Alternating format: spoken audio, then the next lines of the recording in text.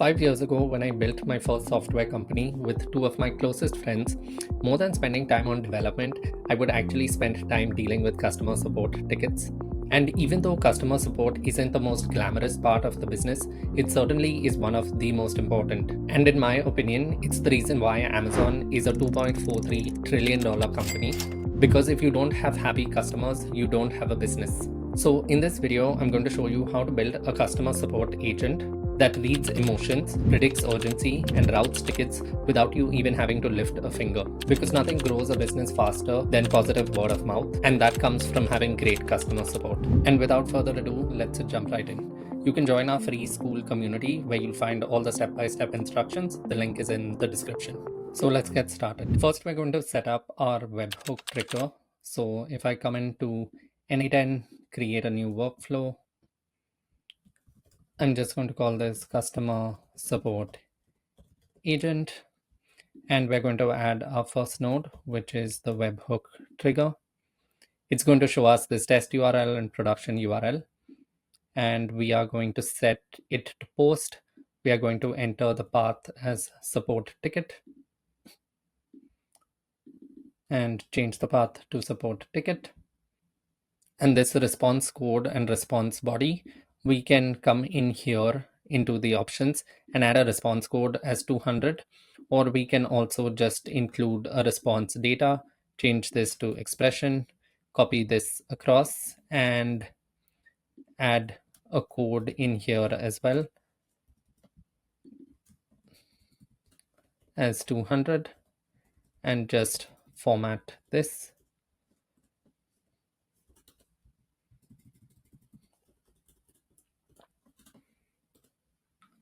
And we have our webhook good to go. So if I come into Postman to just test this out, I'm going to copy this body. I'm going to come into body, choose raw, copy this across. And if I come back to my n8n workflow, I'm just going to copy this URL, change this to post. And here I'm now going to click execute workflow. It's going to say it's waiting for trigger event. If I click send, you can see that we've received this code, status, and message. It's responded with a 200 OK. So our webhook node is set up. We've tested the webhook with sample data. And now we're going to move on to step 3 to extract and structure the data. Next up, we're going to extract and structure data using the edit fields node. So if I come into my workflow, choose edit fields. For the ticket ID, I'm going to copy this expression. So I come in here into ticket ID, copy this expression. I'm going to enter customer name, copy this expression, followed by email. For that, I can just drag this across as well. Then we have the subject field, the message field, the timestamp, and the status, which we are going to give it this default value. Click execute step, and there our body is good to go. Just a second, I needed to update this. Yep, click execute step, and there we have our edit fields node set up and good to go. Next up, we're going to create our AI agent. So if I come back to my workflow, hit AI agent, we are going to change this to defined below. We will copy this prompt message in here. And if I come back out, select our chat model, we're going to use GPT 4.1 mini. Perfect. You can use any model that you'd like. And yep, with that, our AI agent is set up. Next up, we're going to add a code node to pass the output. And this isn't anything fancy. It just means we are going to structure the data that we get out of this AI agent, because this is going to be text. So if I come in here and just add a code node. So before doing that, actually, let me just execute this step. So can you see our output is this complete text body, right? Like if I view it in table or JSON, it has this complete string. We can't really see the urgency as a separate value, category, account, any of that as separate values. So that's why we add the code node in here to pass this data. And if we execute this step now, and you look at the output, can you see how much more structured it is? And it has our JSON structure, right? So it has all of these individual fields. And in addition, it also has the urgency, the category, the sentiment, the suggested response, resolution time, and what time it was classified at. So now that we have our structured output, next up, we're going to add a switch node for our conditional logic. This is going to check based on the urgency, the category, whether it's a technical issue or a billing issue, and accordingly handle these differently. So if I come back into n8n and I now add a switch node, in here we're first going to check if json.urgency, which we can paste in or we can just drag across here, if that is equal to critical. Similarly, we can just add an option and say ignore case so that it doesn't check for uppercase or lowercase. Then we're going to check if the category is technical. Here we're going to paste in technical. We're going to check if the category is technical. And we're going to add a third route for billing. So if I come in here and check if the category is billing, then we will handle it differently. We can just rename these as, say, urgent, technical, and billing. And here we can add another fallback option so that in case none of these values matched, basically if the urgency wasn't critical, the category wasn't technical, or the category wasn't billing, then what do we want to do? So in that case, we are going to add a fallback output. And for now, we are going to select extra output and say, now we can see these 4 branches that come out of our switch node, which means we can now handle these 4 cases independently. And yeah, in your case, you may add multiple, or you may have different check conditions, like your imagination and the use case is really the limit. But yeah, this is just to demonstrate how you would handle different categories, different urgencies in different ways. So next we're going to add a Gmail node to notify the customer that we've received their support ticket. And we're also going to send a Slack message to us as the internal team. And so if I come back to my n8n workflow under the urgent or critical branch, which was our first branch, if I enter Gmail, click send a message. For our 2, we're going to drag the email across. For the subject, we can copy this from here. The json.id it says is not valid, so it is json.ticket.id actually. So we put the ticket ID in, and for the message, we are just going to copy this entire thing across, paste that in here, and here also we need to fix the JSON ID field with the ticket ID. Okay, so that looks good.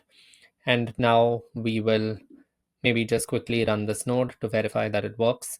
And so it can say it was sent. And if I come up to my inbox, I can see I have this new ticket received, and it shows me all of our information in here. For our next step, we're going to add a Slack node to notify us as the team internally. So if I come back to my n8n workflow, I go up here, I choose Slack, choose send a message. And in here, we're going to send it to a specific channel. If you haven't logged in, you can just create a new credential. It's pretty easy to do, and you can just use your Google OAuth to log in. What list are we going to use? I chosen the wrong Slack account. So if I come in here and I choose the critical or urgent channel in Slack, and for the message, In here, we are going to copy this message across, which I will come in and paste. The ticket ID we need to replace with the previous node. So if I come back to our schema, if I check in the switch, for example, I will see that in there. I can just format this to make it look a little better.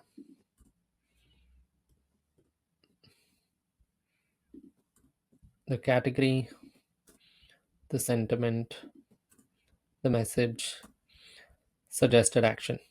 Okay, perfect. And now if I run this node to check if things are working as expected, you can see it says node executed successfully, and we can see all of these messages. And if I come into my Slack and I check under the support urgent channel, if you didn't have the channel created, you can always just come into Slack, add a channel, and yep, that's all you need to do. So here we can see that all of our information is in here. And that is it for this step for the critical branch. For the next two steps in the technical branch and the billing branch, it's going to be pretty much the same. I'm going to go ahead and set those up right now quickly. So for the technical branch, I'm going to enter a Gmail node, send message to, we are going to send it to the email. The subject, if we copy across, is going to be this. Just to confirm, we are on our technical branch. Yep. So this is going to be the ticket ID field, not the JSON.id. Then in our email type, we can leave that as HTML. And for our message, we're just going to copy this across and paste it in here. And we just need to make sure that instead of the ticket ID as JSON.id, we have the correct ticket ID in there. And similarly, we are also going to set up a Slack node to send a message to a channel. We've got to choose the right account, send a message to a channel, to our technical channel, which I have created in Slack already. If you didn't have the channel, you'd need to create it first. You can just come over to Slack, click the add channels here, just give it and create a new channel, blank channel, click next, give it a name, and you'll be good to go. And so if I come back to my workflow for the message text that we want to send on Slack, we are just going to copy this across and paste it in here. We have all of our details, only the JSON.id for the ticket ID. We need to make sure we are using the correct ticket ID. And yep, we have our technical setup. Similarly, we will set it up for billing next. This was our Slack message actually for the technical support. And in here, we just have to make sure that we update the ticket ID. Next up, we're going to set up the billing branch. So if we come into billing, choose Gmail, send a message. We are going to send it to the json.email, or we can also take it from this code node. The subject is going to be this. The email type we leave as HTML, and the message we can copy this across, paste it in here, and yep, we should be good to go. That is the Gmail node done.